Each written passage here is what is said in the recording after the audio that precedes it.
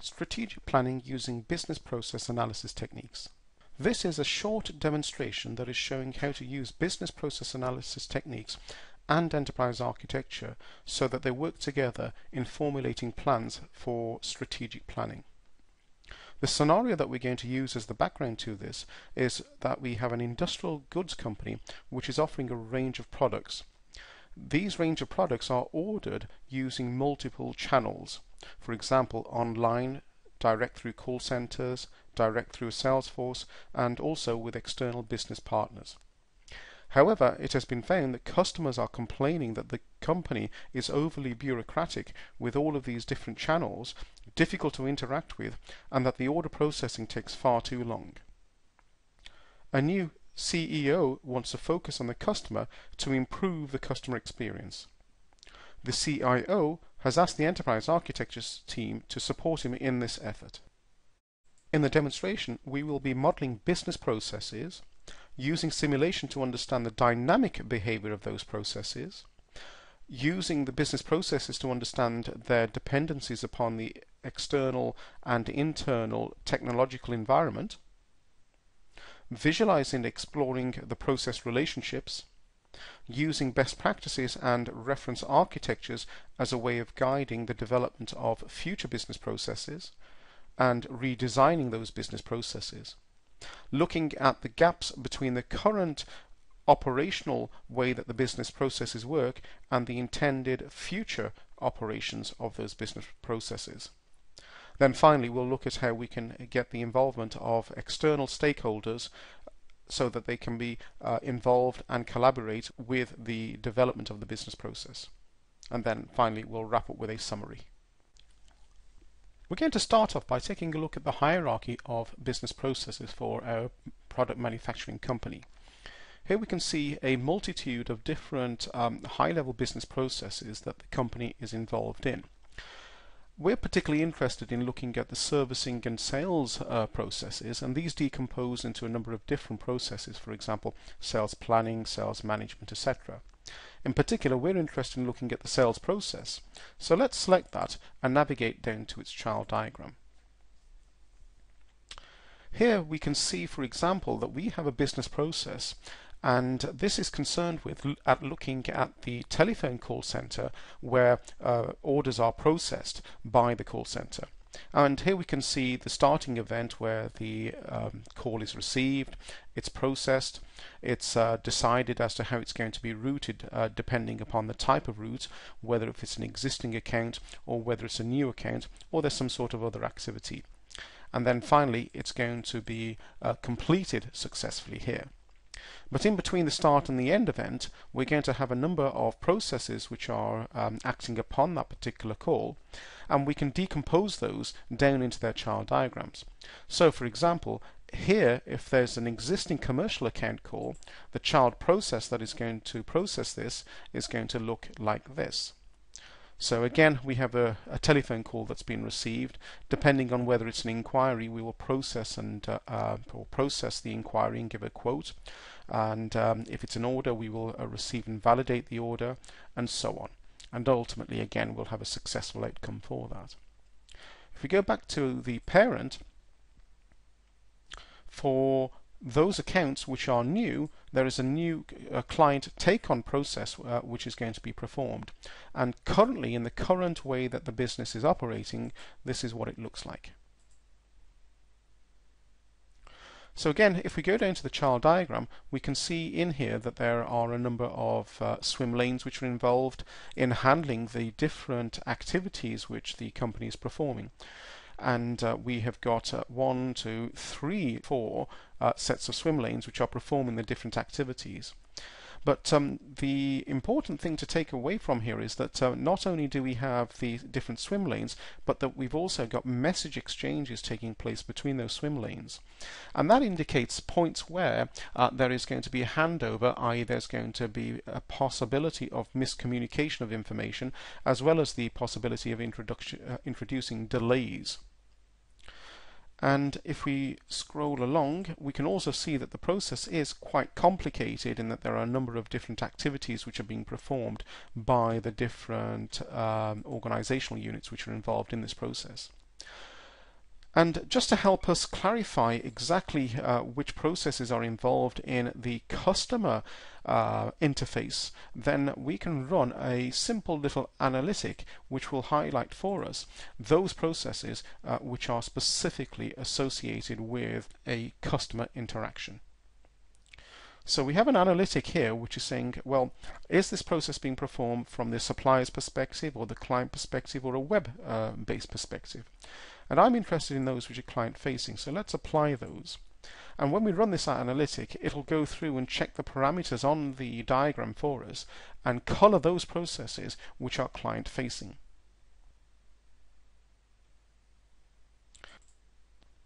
So let's just zoom out a little bit, and we will be able to see in here that there are a number of different processes which are involved, but if you look, there isn't a continuous smooth flow. The process looks a little bit disjointed, and this is possibly one of the reasons why people are complaining that the sales order processing is bureaucratic and takes a long time to process orders through.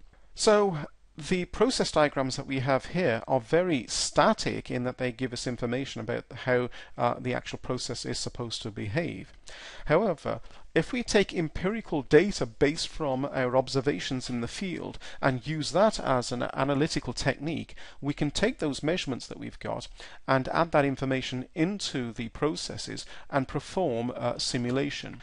And the beauty of performing simulation is that we're able to take that static information and simulate the behavior of the processes and look at those processes and determine where there are possibly going to be bottlenecks or breakages in the processes. To perform the simulation, we're going to go back to the parent diagram from which we started decomposing the sales, or rather the call center processes. So in that instance, it's going to be this particular diagram here that we want to look at. So to simulate this, we can go in and perform the simulation, but first we need to run the simulator that we've got in here, and that will validate that the diagrams and the parameters that we've set behind the processes are all valid. Not only are we going to be looking at this one particular diagram, but all of its children will be decomposed into their component diagrams and the parameters for those used as part of the simulation as well.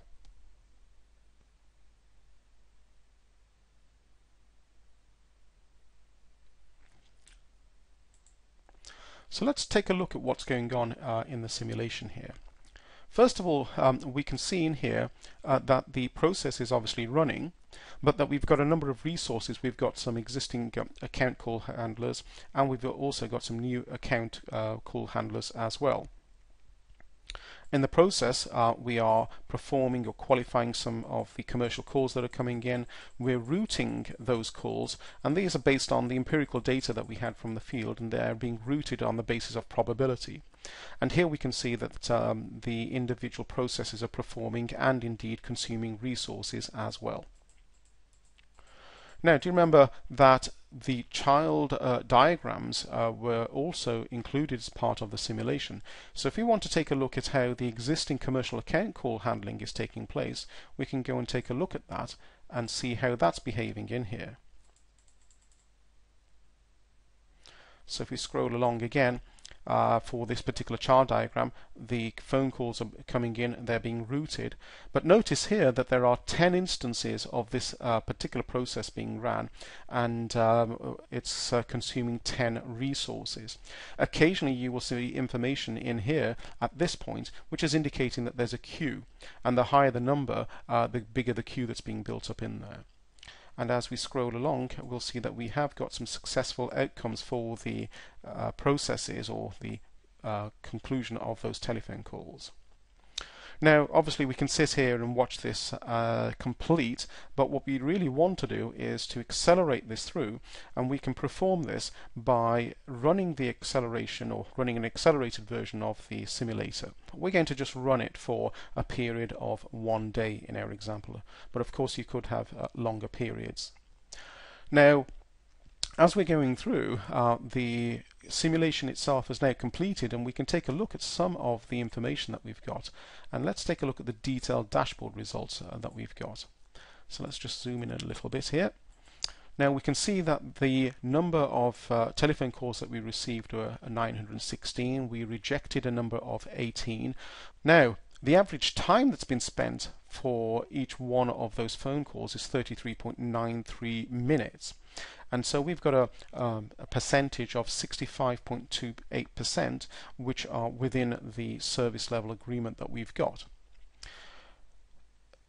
That's not particularly good, which is telling us that about 1/3 of the phone calls are not achieving the actual service level agreements that we would expect. However, that's not by virtue of the fact that the resources that we've got, they're working more or less flat out.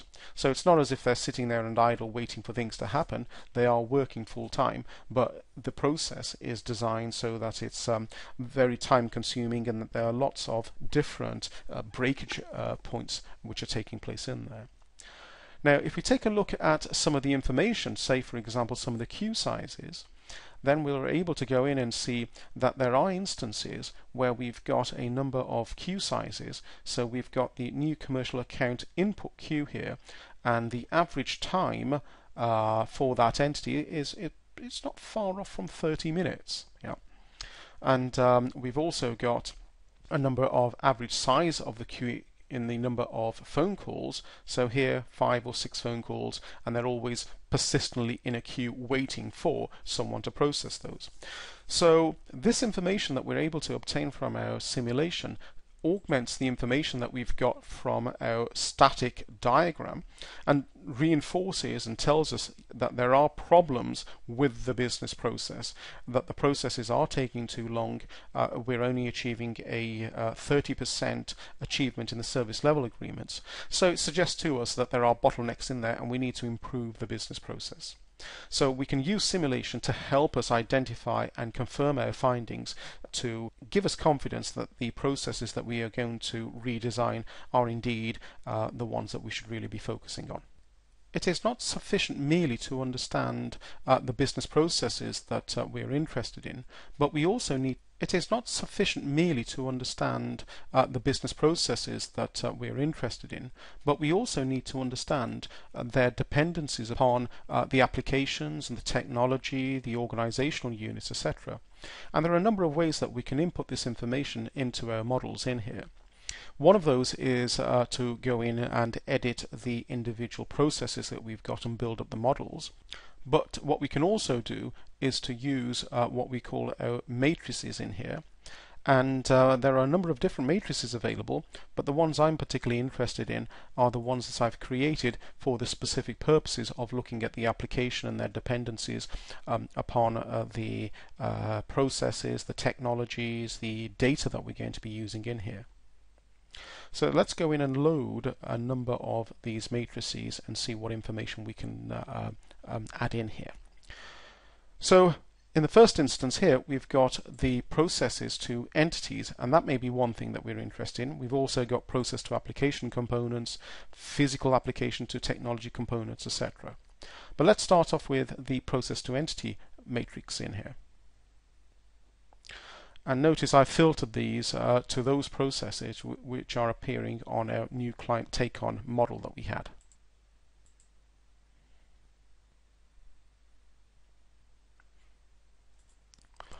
So here we can see that the processes are shown in here as rows and the entities that we're using here as columns. And notice in here again that we've got information at the point of the intersection showing what that particular process is performing on that particular piece of information that we've got.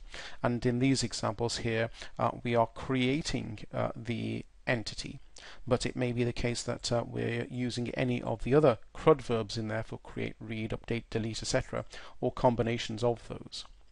And every time we edit and change the matrices entries in here, what we're basically doing is updating the information so that when we're able to go in and take a look at the models, we'll be able to go in and see that the process and the entity are related. So we're using these matrices as a way of driving the capture of information in here. And just to make sure that we've got that correct, let's leave that as it is. So we can do the same again, but use it for other matrices, for example, the processes versus the applications, or the application components versus the technologies, etc. But we won't bother with looking at those in here. Now that we have this information, we're able to go in and explore the dependencies and visualize those. So rather than just looking at one aspect, i.e. looking at the process and the data, or the process and the application, etc., we're able to look at those dependencies all in one particular view. And the way that we do this is to go in and use our Process Explorer diagrams. So let's take a look at our Process Explorer diagram and work out what dependencies and impacts that any proposed changes are likely to have on the infrastructure that those processes are dependent upon. And so our impact analysis diagram, we're able to start off with a blank diagram in here and use the heat map manager and the analytics that it has in order to be able to identify the processes and their dependencies. So we may want to start off with by looking at what processes appear on the new client take-on diagram. And this Explorer Object Report will populate the model diagram here with us with all of the processes that we're interested in. And in our example, I've already added these on here, and so we can quickly use those. And in the same way that we can also look at the applications that support those particular business processes. So let's run this report on here and take a look at those. So here we have the list of application components that we're interested in, and we're also interested in the entities used by the processes as well. So let's run that as well. So those are the entities that we have, and place those over here.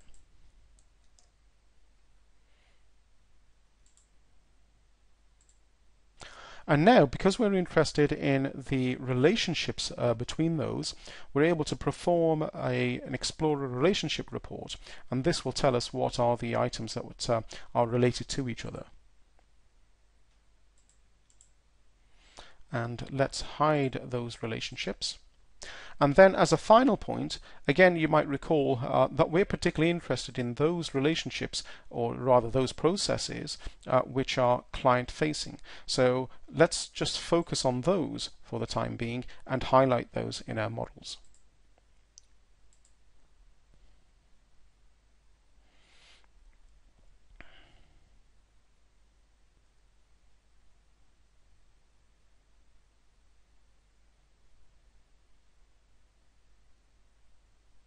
Right, let's zoom in a little bit into our model diagram here and see what this is telling us. So what this is telling us here is that these are the customer-facing processes that we've got, and for any of those customer-facing processes, if we're proposing to make any type of changes, then here are the dependencies to the applications, and for the application, the dependencies between that application and the processes that it supports, and any data that that particular application itself uses.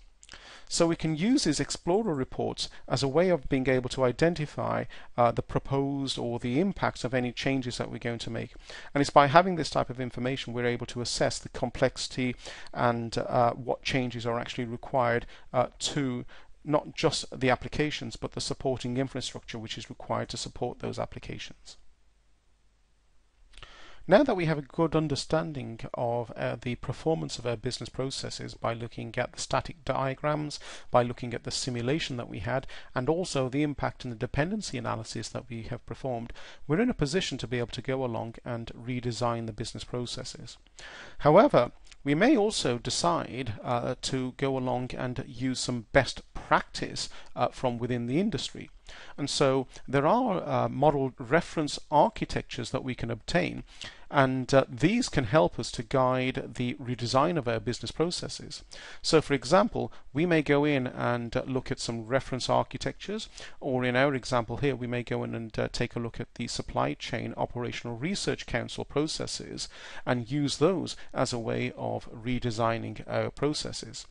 So let's just have a quick look at the SCORE process models and see what we can learn from those and possibly merge and use as part of our redesign efforts. So in our SCORE reference encyclopedia, again we have got a business process hierarchy diagram, but we've also got a business process model diagrams. And the ones that we're interested in is the starting point, which is the top level processes. And we can decompose and travel on down into the child diagrams in here. So for our fictitious company that is involved in the supply and manufacture of the products that they produce, we're interested at this moment in time in the delivery processes. So let's go along and take a look at the child diagrams which describe that. So there's a process here for delivering stock products, making to order, delivering engineered products, and delivering retail products, etc. But let's start off again with looking at the delivery of a stocked item. And if you go down to the child diagram, at the very highest level, we're able to go in and say, let's take a look at the process here and see what that is telling us is good practice for this particular process, or rather set of processes. So again, let's just zoom out a little bit. So here's some good practice that we can follow for a process.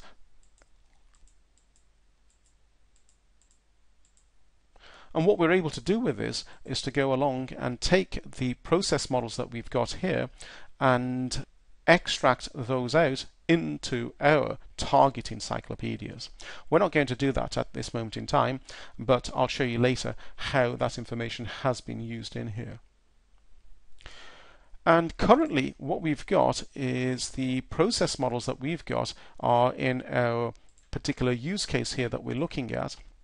But now, as we're going to look at re-engineering and redesigning those business processes, we're going to create a future workspace which has the information that we're interested in. So let's go and take a look at that.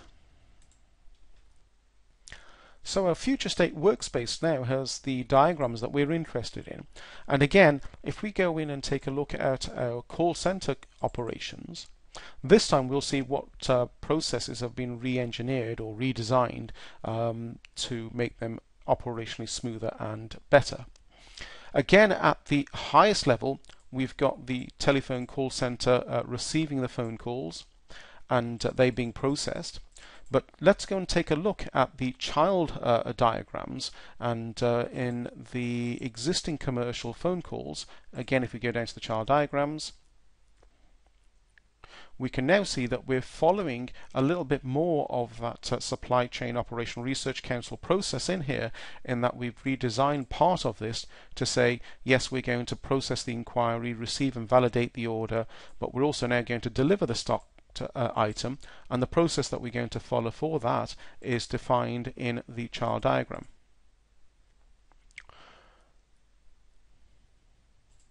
So a closer inspection of this process model diagram says, yes, we've brought this in from the other workspace that we had, and we've included it as part of our process models in here. And in exactly the same way, we're able to go along and take a look at how we're handling new commercial account calls. And if we go down to the child diagram, we can see now that we've improved the client take-on process diagram, and there are less organizational units involved in here, and the process looks a little bit smoother. There's only one, or rather 2 points of handover of information between the two organizational units. And so the process has now been redesigned to offer a better, smoother customer experience, so that there are less handovers, less waiting points for the clients that are going through this particular process. So now that we have redesigned our business processes, we've had to also take into account the changes required to the information and the applications and the supporting technology infrastructure that is required in order to support our business process. So a number of models have been changed, and again, for the sake of expediency, we haven't gone through the exercise of changing those. However, what we are interested in doing is to taking a look at the application landscape that we've now come up with. And so what we're proposing here is, as part of the analysis, we were able to understand that there are a number of applications that the business processes are using. So for example, Active Risk Manager, Atlas, etc.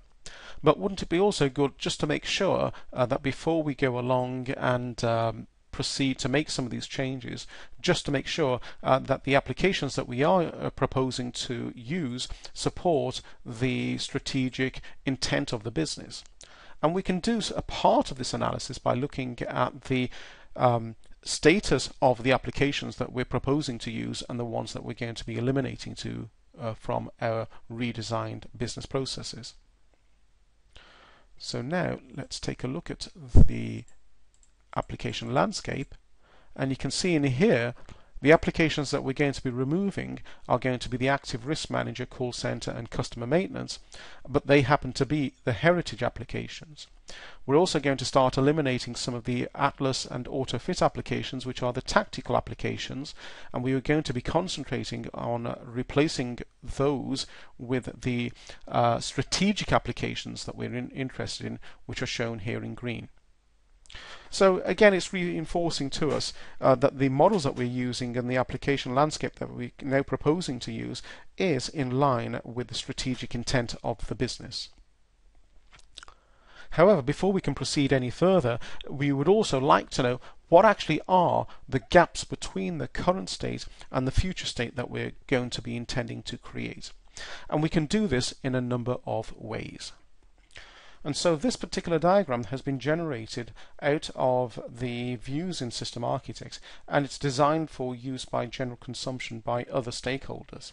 So again, we've got the same applications that we were just looking at, but what we also have is a timeline which shows how the application is going to look like over time.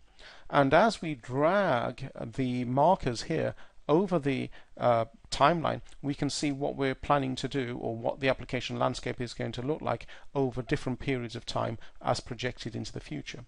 So as we scroll along, you can see some of the tactical applications that we've got. They're being removed, and another one there.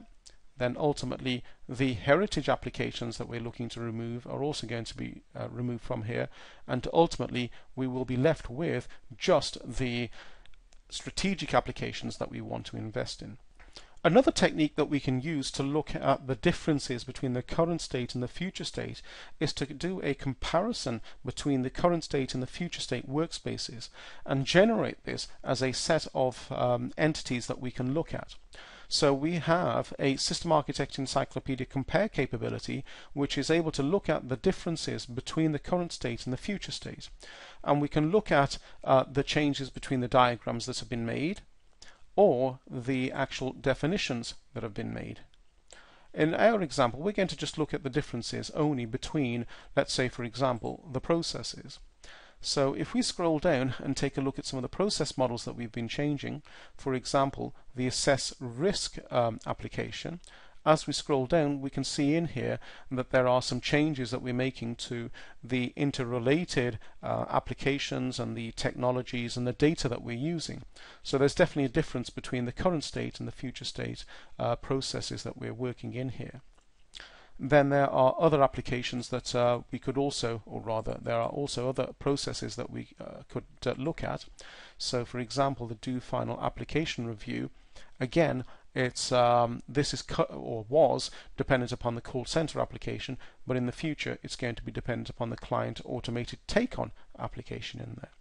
And we can follow the same approach here, not only just for the processes but also for the entities, and see what changes there are between the entities, between the differences in here. So for example, in the base encyclopedia there weren't any of these attributes, but in the future one we're expecting a number of different attributes to be added in order to support the new redesigned business processes. So armed with this information, we're in a much better position to be able to go along and make those changes to redesign the business processes as well as the underlying supporting applications and technology infrastructure. And any proposals that we want to make will have a sound technical basis on which we want to make those proposals.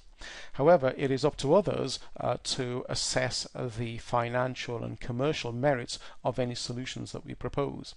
And to help those external stakeholders also participate in the decision-making process, we can actively engage with them and use, or rather make available, the process models that we have got within the System Architect encyclopedias and make those available for them to use in a nice friendly front end using System Architect XT, which is the web-based client version of System Architect. And they're able to go in and click on these process models, decompose down into their details, and take a look at the revised process models as well as the changes that we're proposing to make to those. So here we can see for the commercial account call handling process, here are the different pieces of data that we're using as part of that process, and this particular process is part of this particular diagram in here. So again, the stakeholders can click their way through looking at relevant pieces of information. They may be interested in looking at other perspectives of the architecture or the enterprise that we have got here. So they may be interested in looking at the strategy, the business objectives, the organizational aspects, the IT capabilities, or indeed the business process domain that we've just been looking at. So in summary, we're able to use the capabilities afforded by System Architect, by simulation, and the System Architect XT support that we have to be able to look at the business processes, redesign, re-engineer those, as well as taking a look at the supporting applications, technologies, and organizational aspects, and propose to make solutions, or rather make proposals for change, and present those as potential solutions for the business to make commercial decisions upon.